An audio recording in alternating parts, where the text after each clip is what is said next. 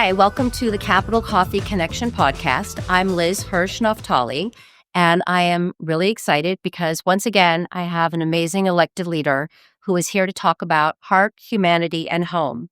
My goal on this podcast is for us to really get to know our leaders and not about their politics and policy, but about who they are as people. This is a governor, and in his recent statement, he said, "I know we're not going to agree on everything, but I want us to agree on this.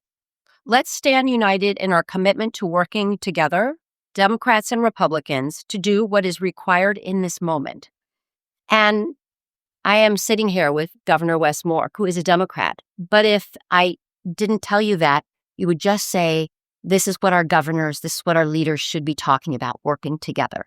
So that is part of my way of introducing you and saying thank you for being here. I'm so happy that we can do this. You have no idea how inspiring you have always been to me, and I love this platform. I love the work that you're doing. I think this is the healing balm that our society needs right now. So it is an absolute joy to be on CQ. Thank you. Thank you. So I'm going to give just a little background, which is I met you at an event a few years before you became a governor, and it was at a Black Economic Alliance event. And I remember being in this room, and I come with a friend, and all of a sudden I see this guy walk in, and I'm like, who is this guy with the smile? And then I sit down, and then you're there, and you are the speaker. And you were really talking about, I believe at that moment, your work as a leader in the Black community, but also you had just finished working at the Robin Hood Foundation, and you were going to run for governor. But I just thought, here's this man who's like a really big guy, but you have like a smile like a little boy. And for me, that was sort of just this interesting piece of who you are, sort of this incredible leader and a man, but still with this heart and this joy of a young person, of a child. I'm just deeply blessed because I know, I'm probably the most improbable governor inside America, right? I'm a kid who was raised by an immigrant single mom, person who, had handcuffs on my wrist when I was 11 years old. I was sent to military school when I was 13. My father died in front of me when I was 3. I joined the army when I was 17. There was nothing about my life trajectory that said that one day that you're going to be sitting there as the governor of your state and the first Black governor in the history of the state of Maryland. I feel very blessed. I feel like we all have a unique responsibility to not just recognize the gifts that we've received, but also to actually do something with it. And people will say that there is no fatigue in your happiness, and that is true. There isn't. We've got a lot to be happy about. We've got a lot to be thankful for, but also it just means that we know we have more work to do to make sure that other people can share that. Yeah, and you talk about being unlikely, but at the same time, you have taken this role, and you've had so many other things that you've done in the past, which are amazing. But don't you feel like they all kind of led you to this moment to be this incredible leader at this moment? I didn't really start fully appreciating that until I got into the seat, right? Because when I first started running for governor, I ran against people who were statewide elected officials. There were 3 statewide electeds. There were countywide electeds. There was the former head of the DNC. There was 2 Obama cabinet secretaries that were run. So it's this was a very, very accomplished group of people. And then there's me, the guy who worked in finance and then ran a small business and ran the Robin Hood Foundation and was an Army officer. When I say improbable, it's because I didn't come from a political background or political journey. But the really interesting thing, Liz, was that once you kind of got here, you realized that everything that you did in life was God preparing me, right? Whereas when I was leading soldiers in Afghanistan and I led paratroopers in Afghanistan, I wasn't there thinking to myself, man, this is actually really good when I run for governor. Nope. That's never crossed your mind, right? When you're working in finance, you're thinking, wow, the budgeting thing, that's really good one day when I run for governor or running Robin. But you just realize that God was just steadily preparing it in a way that you might not even have fully understood. But when challenge comes or when obstacles come, you know that you can lean on a preparation that you were receiving the entire time, whether or not you realize it or not. Yeah, that means a lot. Go back to your mom. See, there's that child smile. There's that, oh, my mom. Talk a little bit, and I know we've spoken before about really what she did for you. And she saw opportunity for you, but also made hard decisions. She did. And your grandfather and his influence.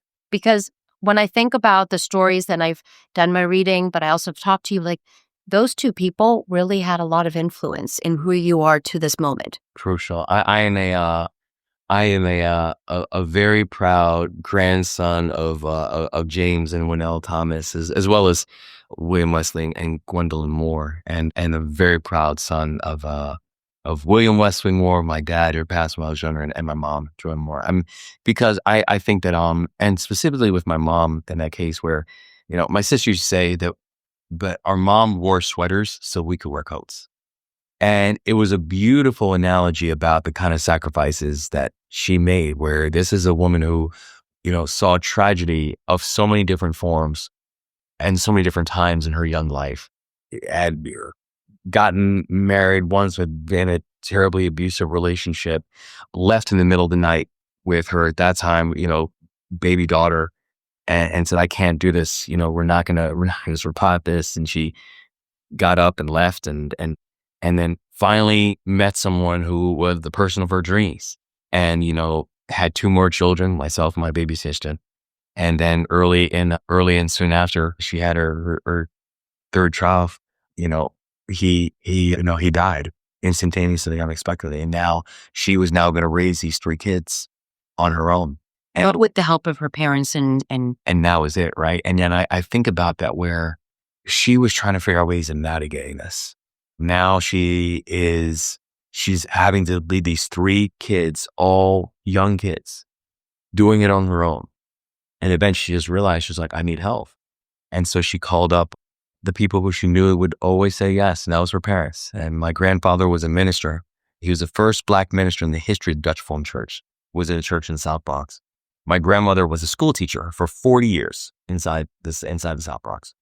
And I always say their house was barely big enough for them, but they figured out a way to make it big enough for all of us.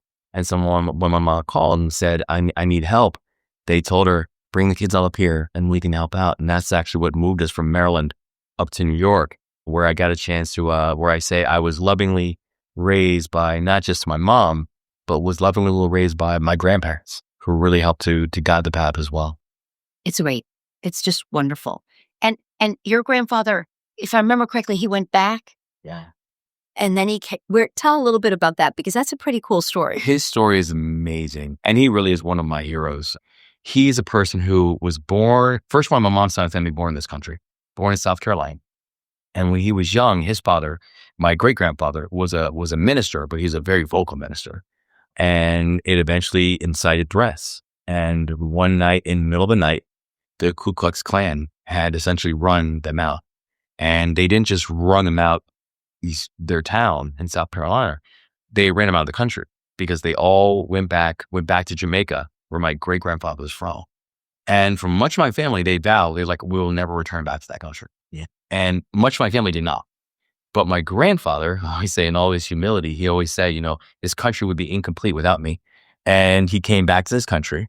He went to an HBCU, Lincoln University, Historical Black College University, and got his degree and became a minister, just like his father.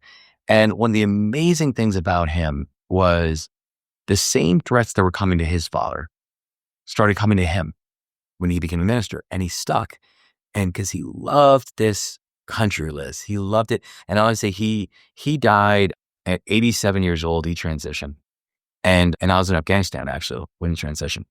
And he had a deep Jamaican accent for his entire life, but he was maybe the most patriotic American I've ever met. And that always stuck with me.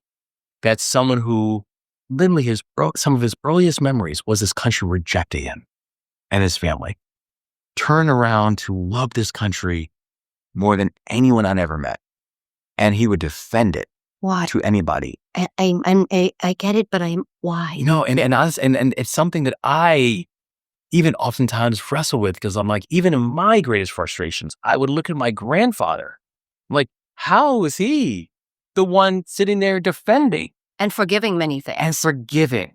This to me is like essence. It's being able to forgive and look beyond and and see potential, but also see the beauty. Yes. And I think there's a power of faith in that, where I think it was also his faith that helped him to understand that. I think about, I think about in the Bible, for, I believe it's Luke 6, where they talk about this idea of loving your enemies, even in your hardest moments, how the thing that we're being asked to do is to love, and that love will transcend all. And I think for him, there was a baseline of faith was a thing that's helping to drive that, but also it's a baseline of understanding history, that the country's journey has been, and the world's journey has been terribly uneven. And, we've had moments of clear revelation in our world, and we've had moments of clear heartbreak and just evil that we've seen.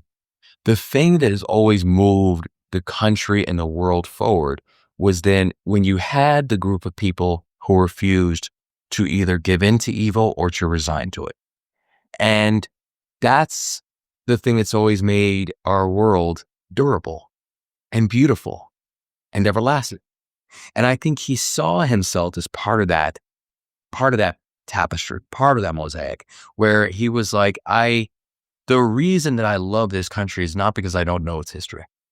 The reason I love this country is because I do. And I know the people who made this country work were the people who didn't stop believing it. Yeah. I'm just going to say yes. It's beautiful. And I understand that concept, and the idea of like the love that we put in will have a much greater effect, but it is the hate that brings us to the hardest moments where we have to choose love. That's how I see it. And my personal phrase is love. Yeah. When it's hardest. And it is in those moments that I think that people, if you can show love and you have love, it is incredible that people are out there waiting to feel it and to be inspired by it. Yeah. I think that's exactly right. Yeah. So let's go back to you. You went to a bunch of different schools. You got a pretty darn good education. You played some football. You did all those things. Do you have one teacher or like one person that through your education was just sort of a compliment to who you are today, saying they believed in you? Because that's what I've asked all of the leaders, like a teacher or a mentor or administrator. Oof. I'm so blessed because I'm thinking about the mosaic of people. Yeah. Who, whether it's a Colonel Renane, who was my amazing history and social studies teacher, who made the Federalist Papers fascinating to me. I'm really kind of inspired my love of public policy and seeing a role in it. But I tell you, one person who I think about is Senora Rothstein, who is my Spanish teacher. I was my Spanish teacher in 7th grade. And I had actually just about broken a record at that point. I'd been kicked out of every single one of my classes, except for Senora Rothstein's. The one class I did not get kicked out of. And it was November of that year. I was acting up and doing something, young and dumb. And Senora Rothstein told me to get out. And so I then had now completed the site. I had now been kicked out of every single one of my classes. So she told me to get out. She told me to go to the principal's office. I went to the principal's office and I sat in what felt like my assigned chair at that point. And Senora Rothstein comes into the classroom and comes to his office. And she almost is like, she's like tears in her eyes. And she says to my principal, she said, "Do you know the thing that hurts me most about watching his behavior is he doesn't even realize how smart he is." And I hadn't heard a teacher say about people like, I don't think I did anything to justify a teacher defending me in that way, even in a moment where she was so disappointed in me. But it wasn't, she was basically telling me, it's not that I'm angry, I'm disappointed because you're better than this. Yeah. And I don't even know if she fully understood at that moment how meaningful that interaction was, because like the next day, I literally sat in front of her class. I never hacked it out of her class again. I ended up actually, I think I ended up getting an A in the class. But it's like, that was a really important moment for me. Because you knew she saw you. Because she saw me. And she wasn't willing to just dismiss me. She wasn't willing to say, well, let him go and do whatever he needs to do. She was like, what hurts me so much is that he doesn't even realize how smart he is. And that was a really, really important transition moment for me where I actually started believing it. And I think that for a lot of kids and a lot of young people, particularly the ones who are going through a lot, once they don't just hear it, the transition point is when they start believing it. Yes. And I think that, we will become products of our expectations in that way. Yeah. Somebody else who believes in you and who is your better half is your wife, Dawn. Oh, yeah. Oh, yeah. And, I've had the pleasure of meeting with her and hearing her also talk about you. She adores you and your family. Thank you. And one day I would love to have her and you come on and we'll check some of this stuff out. But that'd be great. Before I go, and again, did you really get married in Las Vegas? Oh, yeah. We were married By an Elvis? by Elvis. Elvis married us. It was wild because that was not the intention. Right. The intention was, so I proposed to her right before I left for Afghanistan. And so we're saying we'll just get married when I get back from Afghanistan. And the first half of the deployment was it was a hard deployment. And you just kind of saw the realities of war. And I knew that if something were to happen to me, that the Army treats fiancés no different than girlfriends. Right. And so the only way the Army was going to fully recognize her if something happened to me was if she was my wife. And so I came home. I actually came home because when my grandfather passed away, they allowed me to come and bury him. And so I went there and then I was like, let's just get married. Let's go. And then we literally went it's so crazy when you think about it. We literally went to Vegas and went to one of these Elvis chapels, and literally there's pictures of Elvis Presley marrying us. And so when we came back though, but we felt so bad because I was like, there's no way if my grandmother hears that we got married and she wasn't there, I'm like, she would be out of her mind upset. And so we ended up, when I finished my deployment, we ended up having a big wedding ceremony right in Washington that everyone there thought it was like us getting married. They had no idea we were married for, we already were 1 year too. But everybody got what they needed. But they all got what they needed. They were all happy, but they didn't realize this is really more of a celebration for you all. Yeah, and I also say the Vegas Elvis Presley was sort of it's a scene out of a movie. It's a twirls, yeah. And I'd like to be able to have while we're talking about this, that you give us the picture, we could put it in the background of you all with Elvis. So, what is the best advice you've ever received, and perhaps the worst advice? I'd say in this job, best advice I got was from a good buddy of mine, Spencer Cox, who was the governor of Utah, where he said to me early in our relationship, he said, the great thing about being a governor is a governor can do anything. A governor just can't do everything. And so he's like, so you need to figure out what are the things that you would give it all up for. And he said, and then make that a priority, make sure it's Noah. Yeah. But understand you're going to lose on some other things because of it. And he said, but that's okay because you got your entity now. And I just thought it was really, really smart because it just helps to focus you on this idea of prioritization. What are the things that's just I'm not going to compromise on that because that's part of the real reason that I did this in the first place. I would say some of the worst advice that I have got in this job is, it was actually early advice from people who were saying that when we were even going through the process of trying to figure out how to win the race, and you're looking at the map and who do you need and all that kind of stuff. And you have the people who are telling you who you needed to win. If you spend time in at least 5 counties, if you spend time with this demographic group, if you spend time here, that's your path. Yeah. Right. And I'm not saying it was horrible advice, but I'm saying maybe that was good advice if you're talking about mathematically, what do you need to win? But I think there's a bigger question about what do you need to successfully go? And I might say you need these 5 counties or these 7 groups or whatever like that. Yeah. But in order to govern, I think your answer is pretty simple. It's everybody. You need them all. Yeah. And you need to go make your pitch to all. Yeah. Because I believe that that's the only way you're actually going to create a measure of lasting change is if that everybody can look at you. And even when they don't agree with you, they can all say, but I know that's my governor. And I know they're fighting for me. That if you have a situation where you have certain people can say that, but not everybody, I think you run a really hard risk of not just getting your agenda done, of not understanding why you're supposed to be in the chair in the first place. So Yeah, and I think that goes back to the authenticity of who you are, and that you're going to have conversations and also meet with people that are tough and may not agree.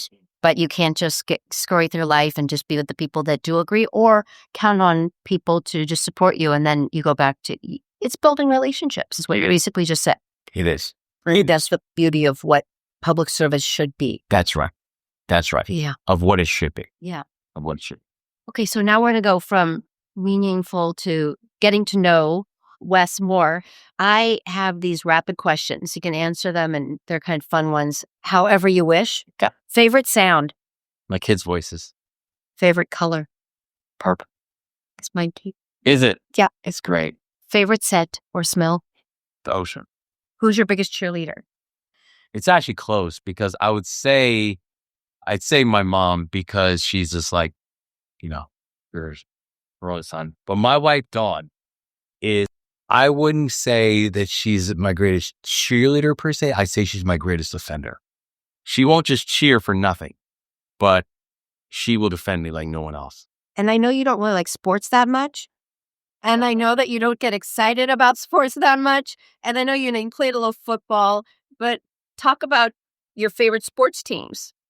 Favorite sports teams by far, probably not surprisingly, they're all Maryland based, but the Baltimore Ravens and the Baltimore Orioles.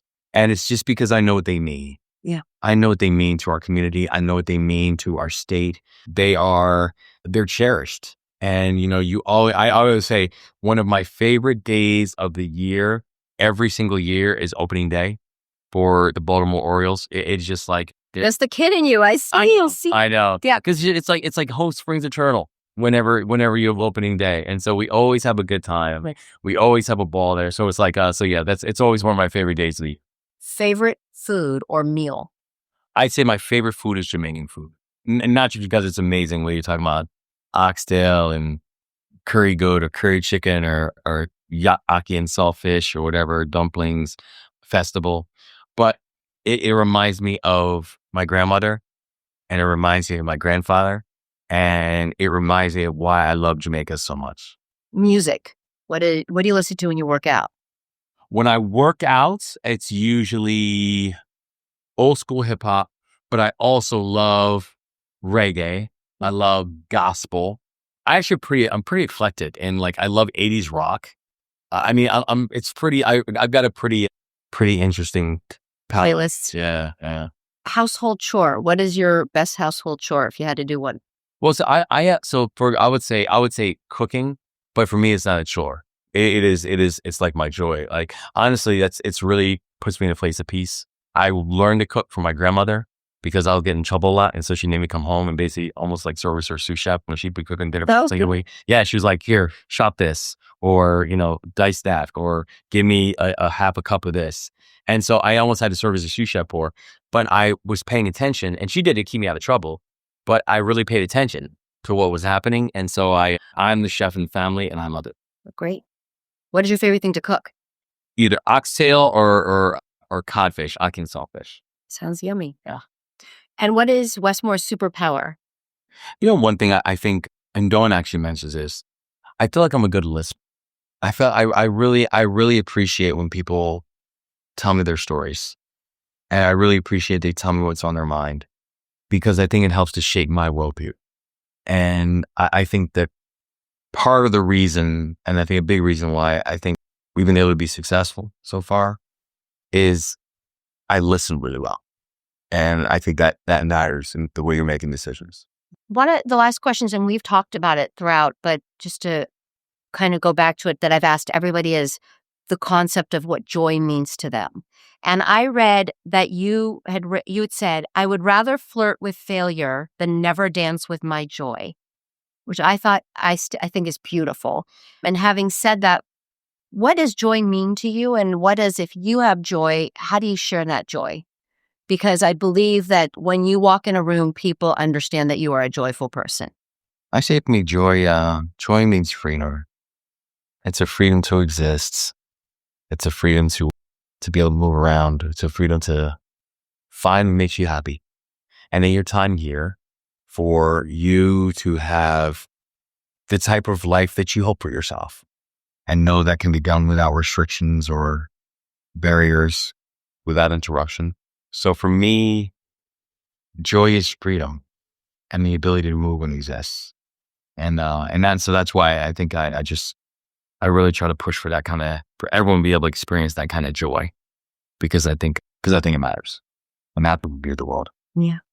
I think it matters. And I think also it's like that beautiful combination of being, a serious leader, but also having understanding like what people are looking for. And sometimes it's just kind of what we look for as children, which is just to be in the moment, to be connected, to be heard, to be celebrated, but to be safe. And I know that for you, and I know how much your children mean and how important that is to have them with you and doing all the work that you're doing, but just for all the children and for all the young people, because I think watching you, and I was saying to somebody on your team that I had seen your State of the State address, and really what you were talking about was making sure that this was a state that was safe for your children. Yes. And so, we could go on, but it's like, it's the safety of children. And so I say thank you for one, sharing your heart and your humanity and your home, like where you come from. But it goes back to what I said at the beginning. You are governor, and that is hugely important. We only have, handful of those. We have, 50 such governors, but you bring to it something that I believe is really special, which is your heart and your humanity, but the understanding of why you're doing this work. So thank you. Thank you, Liz. God bless you. I adore you. Thank you. Thank you. Hi, it's Liz. Please join me every Tuesday for coffee to talk about heart and humanity with our elected leaders. Remember to hit subscribe to get an alert when a new episode is live and for exclusive content. Ciao.